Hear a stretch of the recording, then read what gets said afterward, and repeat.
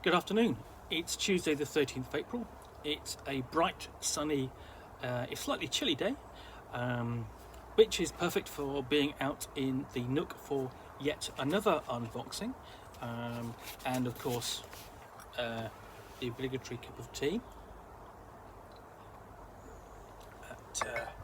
So, also is just a small book here, which I can tell from the packaging has come from drivethrurpg.com. So let's get to this. Glue is very solid. Let's get my finger in there and give that.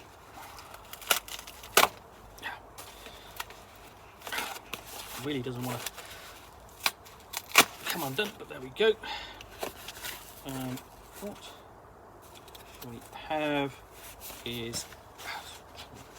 Oh, doesn't want to. There we go. So there we go. Bone Age.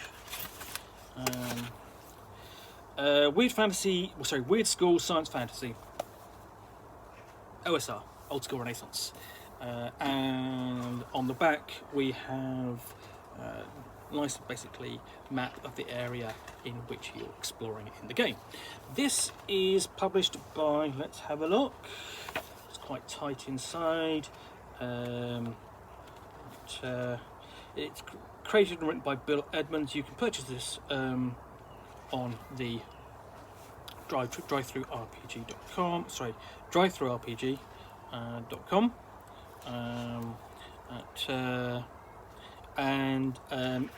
It's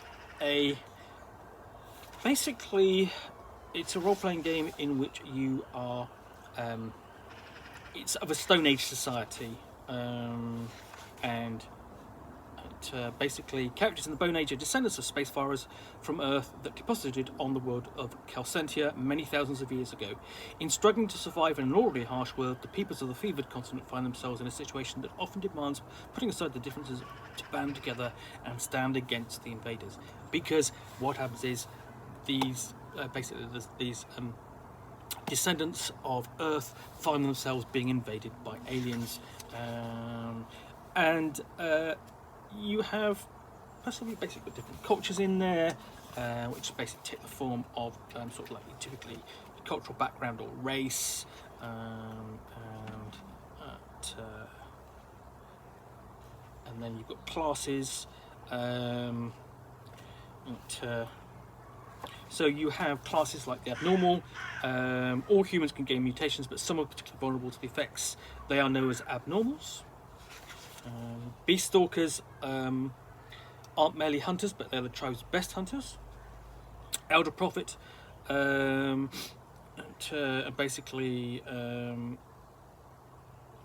essentially, elder prophets travel from tribe to tribe, relaying important messages to aid the coordination of the ongoing struggle. And it appears they have some sorcery spells. We get on to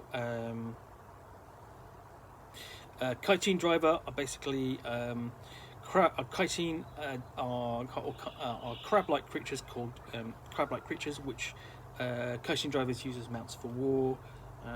Sentinels are guards, and so on. Silver tongue, essentially.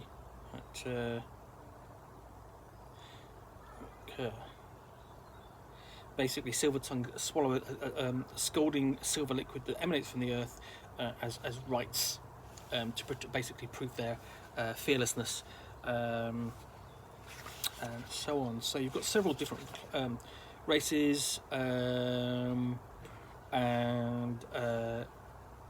essentially, and then you've got invaded tech like bubble blasters, plague throwers, ray guns, scramblers, and so on, sap guns.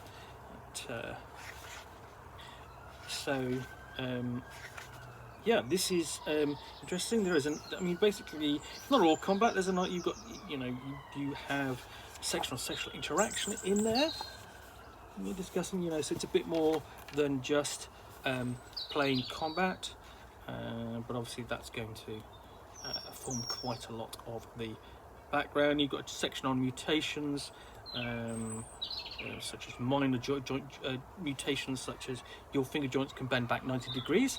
Your forehead develops chitinous ridge or chitinous ridges. Major mutations such as grow an additional arm, or you grow fangs and your jaw can detach, allowing you to make huge, fearsome bites.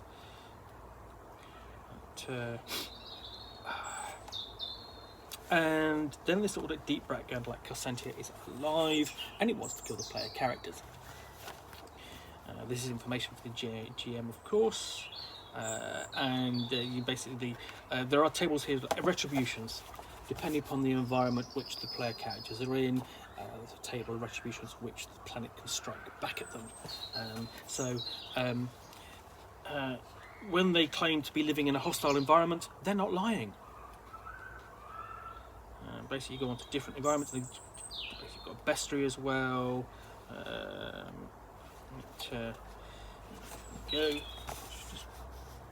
Nice illustrations. It's quite lightly illustration, but they're decent enough.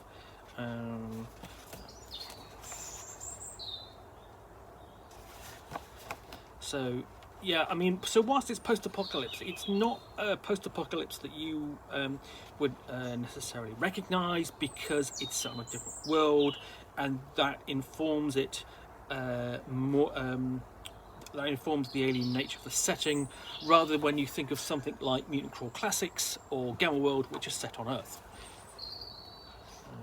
And we've got basically back, we've got like the GM's toolkit, so a section on plot ideas,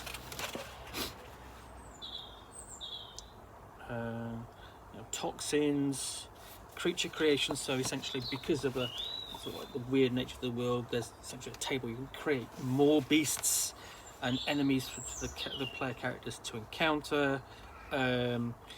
Tables of weird things, because if you've got a world which is hostile to you, let's just turn up a notch and add a degree of weirdness. And then you've got a Winds and Water, a first level Bone Age adventure, which is quite long actually. I mean, it's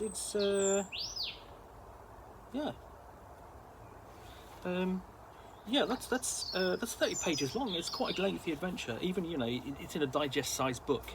And then we've got